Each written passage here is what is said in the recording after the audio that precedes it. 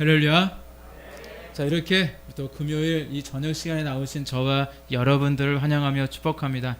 오늘 이 시간을 통해서 우리 하나님 앞에 영과 진리의 예배로 나아가시고 우리 주님이 주시는 놀라운 은혜와 복을 꼭 받고 돌아가시는 귀한 시간 되시기를 간절히 바랍니다.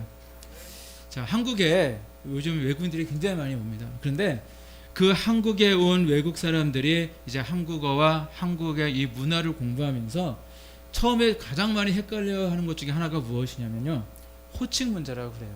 왜냐하면 미국에서는요, 집을 얘기할 때도 my home, 나의 집, 그리고 나의 가족, 나의 교회, my family, my church, my country, 나의 조국, 특히 나의 아내, 나의 아들, 다 이렇게 나에 대한 이야기를 해요. 나의 뭐. 그래서 계속 my라는 굉장히 많이 하는데, 자, 근데 우리는 어떻게 이야기합니까?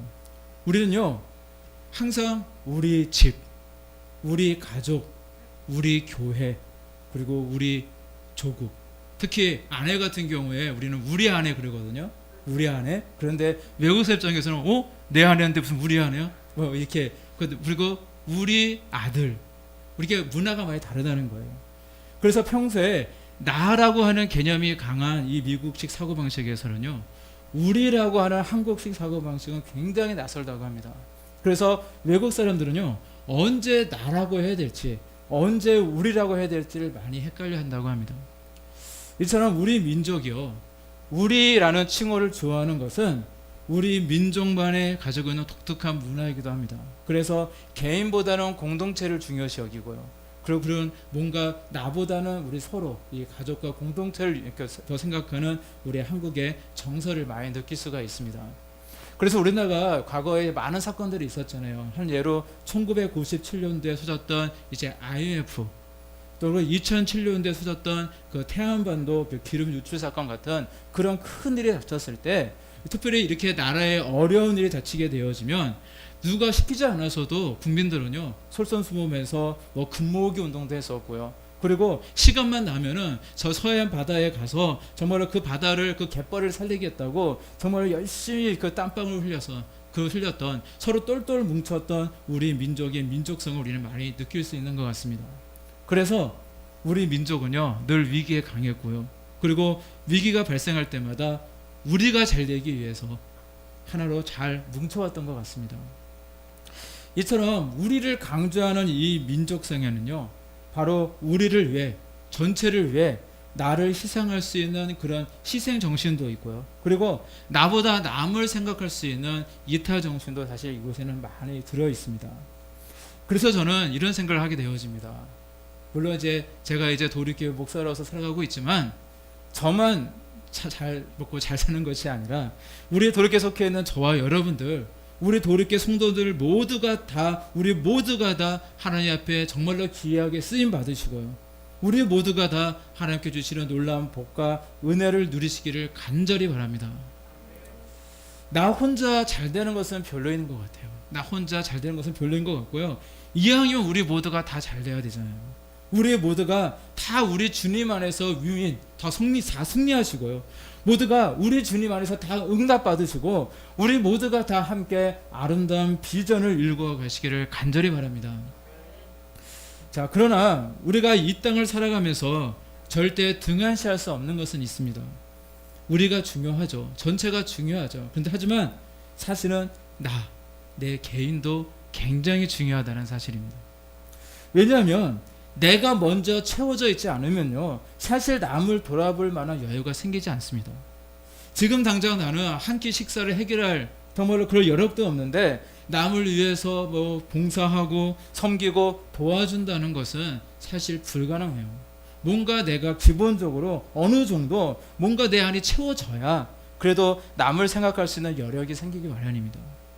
그래서 우리가 하나님의 나라를 구하면서 하나님의 뜻을 이루며 또 하나님의 일꾼으로 쓰임받기를 위해서 우리가 기도할 때에, 우리 하나님은요, 그 모든 것들, 하나님의 뜻을 이루시기 위해서, 하나님의 나라를 이루시기 위해서 그 안에 구성원인 바로 나를 먼저 채우고 계신다는 사실을 믿으시기를 바랍니다. 그래야 우리는 맡겨주신 사명을 이루어갈 수가 있기 때문에 그래요. 그래서 마태복음 6장 33절에 이렇게 말씀하고 있죠. 너희는 먼저 그의 나라와 의를 구하라. 그리하면 이 모든 것을 너희에게 더하시리라 라고 우리에게 말씀하고 있는 거거든요. 이처럼 우리가 함께 하나님의 나라를 구하고 함께 기뻐하는 일을 하고자 결단하며 또 순종하고 나아간다면 하나님께서는 이 모든 것을 이루기 위하여 우리가 개인적으로 필요한 모든 것도 다 채워주시는 줄로 믿습니다. 그래서 우리가 항상 명심해야 될 것은 무엇이냐? 하나님과 나와의 1대1의 그 관계가 굉장히 중요하다는 것입니다. 내가 믿는 하나님은요, 내 아내의 하나님도 아니에요. 내 남편의 하나님도 아니고요. 내 자식의 하나님도 아니에요. 그러니까 뭐냐? 내 아내가 잘 믿는다고 해서 내 안에 채워지는 것이 아닙니다. 내 자식이 하나님 앞에 존귀하게 쓰임받고 있다고 해서 내 아내가 정말 믿음으로 신앙으로 뭔가 하나님이 주신 은혜로 채워지는 것이 아니라는 거예요. 바로 나의 하나님이라는 사실입니다. 그래서 내가 본인이 하나님께 잘해야 되는 거예요. 나와 가까운 사람이 잘한다고 해서 절대 내가 잘 되는 것이 아니다라는 것입니다. 바로 나의 믿음, 나와 하나님과 이 관계성이 매우 중요하다는 것입니다.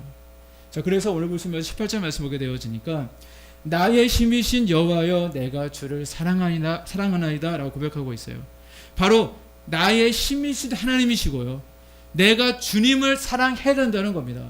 내가 주님을 의지하며 내가 주님의 뜻을 이루어가고자 노력하며 하나님과 나의 관계가 세워지게 되어질 때에 우리 교회도 바로 서가게 되는 것이고요, 또한 우리가 세워져 나아갈 때에 하나님의 나라도 확장되어져 나가는 것입니다. 또한 우리 하나님께서는요, 또 저와 여러분들이 하나님의 나라를 위해서 열심히 또 일하고 있으면 맡겨주신 그 사명을 이루어가라고, 또한 그 하나님의 나라의 확장을 위해서 우리가 개인이 필요한 모든 것들도 다 공급해 준다는 겁니다. 자, 결국은 뭐냐? 나도 잘 되어지고요, 우리도 잘 되어지고 하나님의 뜻도 하나님의 나라도 확장되어지는 역사가 이루어지게 되어진다는 거예요. 따라서 결론이 무엇이냐면요, 우리 하나님께 온전히 나아가시길 바랍니다. 우리의 개개인이 믿으며 하나님께 온전히 나가야 된다는 거예요. 나의 주인이 되신 나의 하나님께 온전한 기도로, 온전한 예배로, 온전한 순종으로, 온전한 믿음으로 나아가시는 저와 여러분들이 되시기를 간절히 바랍니다. 현재 우리 교회는요, 이제 교회 이전 문제로 인해서 이제 새로운 성전을 위해서 이제 언약을 붙잡고 이제 기도하고 있는 중에 있습니다.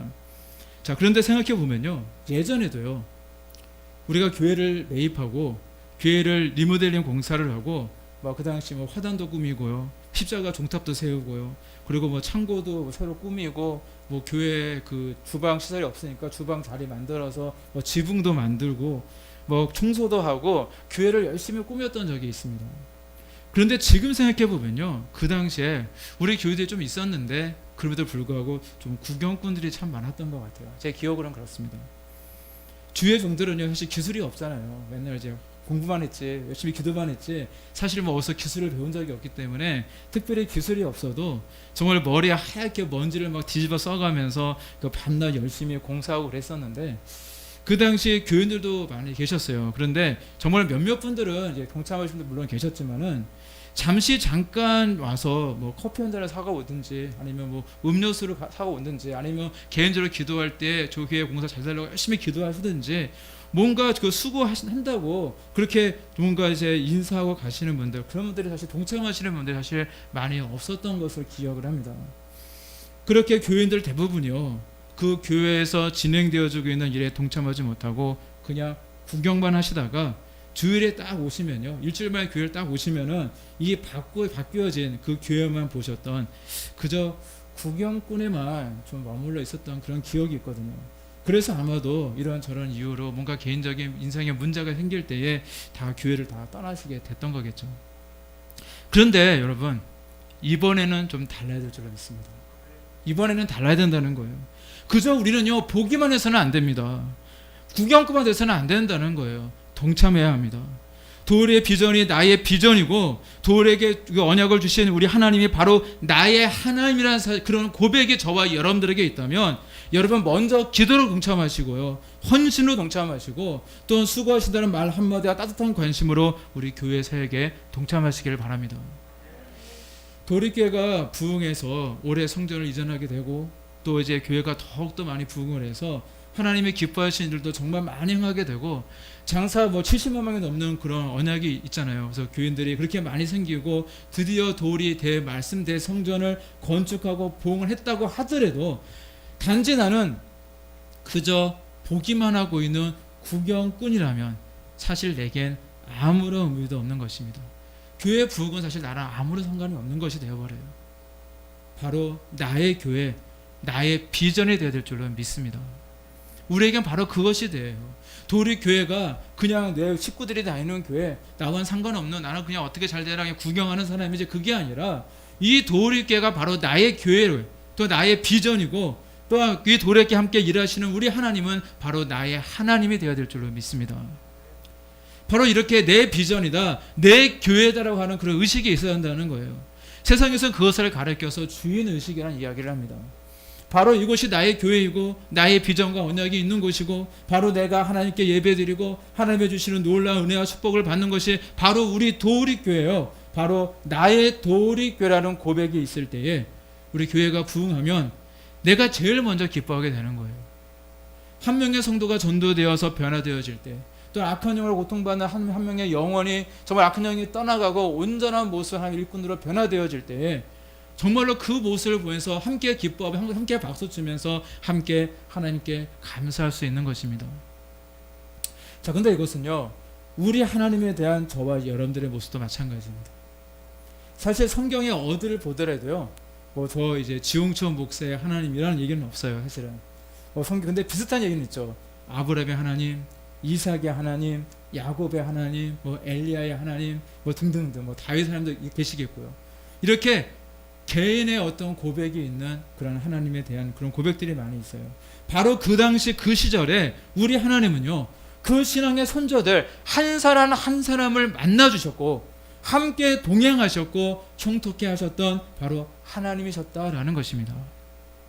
오늘 본문 가운데서도 기록이 되어 있죠. 2절 말씀입니다.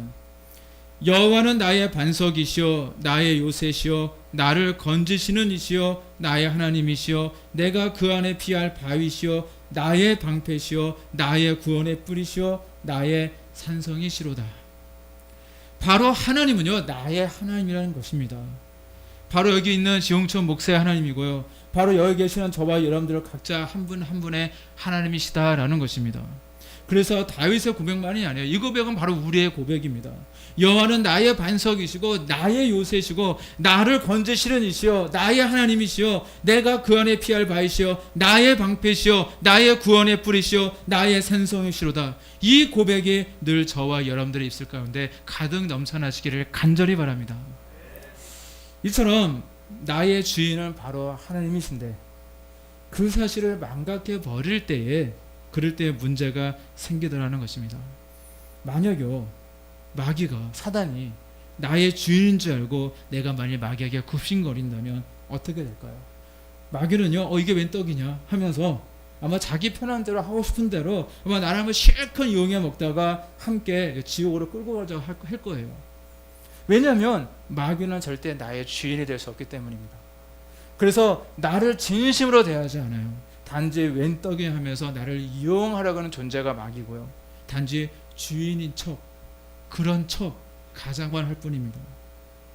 주인이 아닌 자는요, 사실 나에게 관심이 없습니다.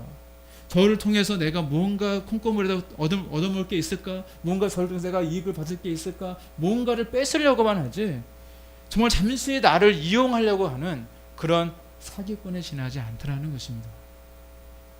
자, 만약 우리가 교회에 대해서 생각할 때 나의 교회라는 생각이 없다면 어떨까요? 집에서 내가 집주인이잖아요. 우리가 월세를 살든 전세를 살든 뭐 자가에 살든 간에 우리가 집에서 이제 그걸 관리하게 되어지는데 사실 전등 하나, 가스불 하나 사실 살펴가면서 잘 아낍니다. 혹시 전기세가 조금 더 나오고 아니면 가스가 좀 더 나오거나 물세가 좀 나오면 어머나 왜 이러지 하면서 따져보잖아요. 어디서 이게 더 많이 샜을까. 그래서 더 근검절약하는 것이 우리의 모습일 거예요. 따라서 우리 도우리교회가 바로 내 교회다라는 생각이 있으면요, 교회에 있는 물건 하나, 이렇게 빛나고 있는 이런 전등 하나 사실 예롭지 않습니다. 교회에 무슨 행사가 있다, 무슨 일이 있다면 관심이 많으니까 시간만 나면 달려오는 모습이 될 것입니다. 바로 내 것이기 때문에 다른 거예요. 물론 우리 도리교의 주인은 예수님이십니다. 그건 불변하지만 그러나 내가 주님의 아들과 딸로서 우리는 이러한 주인의식을 가져야 된다는 것입니다. 자, 그리고 우리의 주인 되신 하나님도 마찬가지세요. 우리 하나님은 나의 주인이 되시기 때문에 바로 나에 대해 지대한 관심이 많으시다는 사실을 믿으시길 바랍니다. 바로 나는 하나님의 것이라는 것입니다. 이 순간에 우리 하나님은 우리를 지켜보고 계세요. 그래서 혹시나 어린아이가 뭐 행길을 건널 때 혹시나 다치지 않을까, 그 아이를 막 노심초사 지켜보는 그런 부모의 심정으로 이 아이가 혹시나 잘못되지 않을까, 혹시 악한 것들이 정말 틈타지 않을까, 혹시나 악한 사람 때문에 고통당하지 않을까, 기타 등등 늘 나를 살피시며 나를 보살피고 계시는 하나님이신 줄로 믿습니다. 그 어느 경매장에서 이제 물건들을 많이 팔잖아요. 근데 경매장에서 이제 그럴듯한 물건들은 이제 다 팔려 나가고 마지막에는 낡고 보잘것없는 이제 아주 오래된 바이올린 하나가 남았습니다. 그때 한 사람이요 막 농담을 하는 거예요. 아이 그런 물건을 누가 살 거예요? 누가 사겠냐 이러면서 그 빵값 당시 그 빵 하나 값밖에 되지 않는 제가 1,000원 드릴 테니까 그 바이올린한테 줘요. 뭐 그렇게 이야기를 했어요. 그러니까 모인 사람들이 일제히 그 바이올린이 하도 형편없으니까 일제히 다 그 자리에서 막 폭소하면서 이제 웃었다고 그래요. 그때 한 노인이 탁 나와가지고 그 경매인의 손에서 바이올린을 딱 잡아가지고 잠깐 건너받아서 잠깐 음을 딱 조율하고요. 그 노인이요 바이올린을 연주하기 시작했습니다. 그랬더니 곧 아름다운 선율이 그 방 안에 온통 퍼지게 되어져요. 연주가 딱 끝나자마자 이제 사람들은요 환호성을 치면서 박수를 치게 되었고 정말 아까 그 1,000원에 팔라고 했던 그 바이올린은요 아주 엄청난 가격에 낙찰이 되었다고 합니다. 자, 이처럼요 낡은 바이올린 하나가 경매인의 손에 들려있을 때는 정말로 가치 없는 물건으로 여겨졌지만 훌륭한 연주가의 그 손에 딱 들려있을 때는 아름다운 음악이 흘러나오는 가치 있는 물건이 되더라라는 것입니다. 지금 나의 모습이 연약해 보이십니까? 부족해 보이십니까? 나의 연약함도 정말 부족함도 극복할 수 있는 방법이 있으니 바로 나의 주인 대신 우리 하나님의 손에 딱 붙들려 있으면 되는 줄로 믿습니다. 내가 누구의 손에 있느냐에 따라서 나의 가치가 달라지고 결과가 달라집니다. 내가 창조주이신 우리 하나님께 붙들려 있다면 나뿐만이 아니라 우리 하나님 때문에 나 때문이 아니라 나의 그 공로가 아니라 우리 하나님 때문에 우리는 영화로운 인생이요 가치 있는 인생이 될 수가 있는 것입니다. 따라서 여러분들의 삶을 저와 여러분들의 인생을 우리 하나님께 맡기시기를 바랍니다. 혼자 전전긍긍하면서 살아가는 것이 아니라 혼자 힘으로 무언가 해보려고 애쓰다가 단지 빵 한 개 값으로 그렇게 전락하지 마시고요. 나보다 나를 더 잘 아시고 나를 조율하고 만지시고 연주해 주시는 우리 하나님께 기도로 예배로 순정함으로 늘 맡기시며 우리 주님 앞에 나아가시는 저와 여러분들이 되시기를 간절히 바랍니다. 자, 그리고 나의 주인 되신 우리 하나님을 여러분 사랑하시기를 바랍니다. 오늘 보신 말씀 1절 말씀 이렇게 고백하고 있어요. 나의 힘이신 여호와여 내가 주를 사랑하나이다. 다윗의 고백입니다. 다윗도 내가 주를 사랑하나이다라고 고백하고 있습니다. 마치 이 다윗의 고백처럼 저와 여러분들은요 나의 주인 되신 우리 하나님을 더욱 사랑해야 될 줄로 믿습니다. 사람이요 사랑에 빠지면 어떻게 되나요? 아마 경험해 보셨죠? 사랑에 빠지면 어떻게 될까요? 제일 먼저 나타나는 현상이요 그 평소에 잘 알던 사람들이 그 사랑에 빠진 사람을 딱 바라봤을 때 좀처럼 이해하기 어렵게 되어버린다고 그래요. 예전에 그 모습이랑 좀 달라진다고 합니다. 뭐 간단히 얘기한다면 항상 멍한 눈으로 있고요. 그리고 바보처럼 항상 얼굴을 그냥 미소를 띠고 있고 그리고 늘 사랑하는 사람을 늘 그리워합니다. 보고 싶어해요. 눈만 감으면 사랑하는 여인이 생각이 나요. 그래서 설레는 마음으로 만나러 가죠. 그리고 만났다 헤어지면 얼마나 아쉬운지 또 만나고 싶어지는 것이 사랑에 빠진 사람의 모습일 것입니다. 그래서요 이 사랑하는 사람의 마음을 사기 위해서 사실 저도 그랬던 것 같아요. 지키지 못할 공약들을 사실 많이 걸기도 합니다. 아마 경험 있으실 거예요. 저도 결혼할 때 집사람한테 이런 이야기를 했던 기억이 있어요. 그때는 뭐 여보라 부르지 않았고 이름을 불렀겠죠. 제 집사람 이름이 고영아입니다. 고영아인데 영아야 우리 결혼하면 반만에 내가 반찬과 설거지는 내가 다 할 테니까 제가 이런 공약을 했었어요. 그리고 결혼한 후에 진짜 며칠은 진짜 잘했습니다. 열심히 그냥 제가 다 했어요. 그런데 지금 생각해 보면은 사실 지키지도 못할 공약을 했더라고요. 그때는 정말로 할 수 있을 것 같아서 사랑에 눈이 멀어서 막 공약을 걸었던 건데 현실은 그렇게 녹록치 않았습니다. 그 당시는 제가 큰 교회에서 이제 수련 목회로 있던 시절이에요. 이게 감리교회에서는 그 개척 목회를 해서 목사 안수를 받는 방법과 시험을 이제 봐서 시험 합격해서 이렇게 수련 목회로 이렇게 목사 안수를 받는 그런 방법이 있거든요. 근데 저는 이제 당시에 이제 수련 목회자로 이제 사역을 하고 있었습니다. 근데 제가 이제 그날 스케줄이 항상 변동이 좀 심하긴 한데 대략 제가 아침에 딱 나가면 밤에 12시가 넘어서 집에 들어갔어요.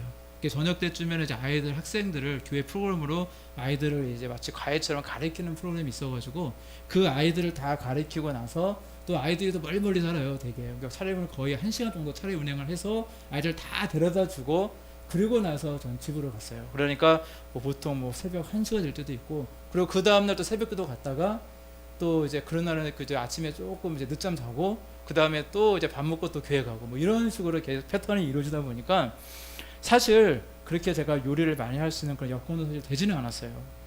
그리고 사실 제가 그래도 요리를 하잖아요. 가끔씩 하는 요리도요, 사실 맛도 없었고요. 사실 맛도 없었고, 그리고 솔직히 말해서 저는 요리하는 게 저는 재미가 없더라고요.